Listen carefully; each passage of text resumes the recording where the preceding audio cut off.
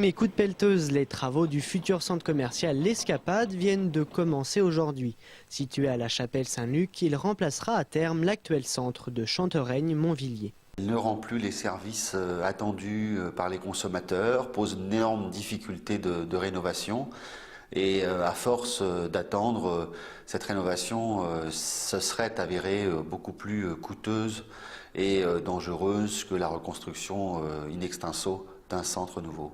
Ce centre commercial sera composé d'un hypermarché de 7000 m² au lieu de 5000 pour l'ancien et une galerie commerçante équivalente à l'actuelle, mais pas seulement. La grande différence, c'est qu'il y aura ce qu'on appelle en langage commercial un retail park, c'est-à-dire en gros magasins et des enseignes nouvelles d'importance plus ou moins grande, mais parfois grandes enseignes, sur un côté du bâtiment. Et donc ça fait 10 000 à 12 000 m² de plus de surface de vente et commerciale. Les commerçants de l'actuelle galerie marchande ont été entendus au vu de leur potentiel transfert de leur activité dans le nouveau centre commercial. On suit le nouveau Carrefour, ça c'est sûr.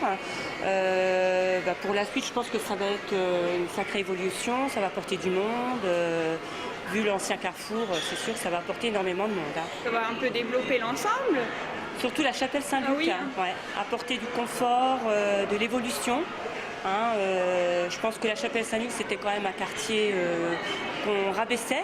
Donc là, je pense que ça va être quelque chose d'énorme, apporter beaucoup de choses dans Carrefour.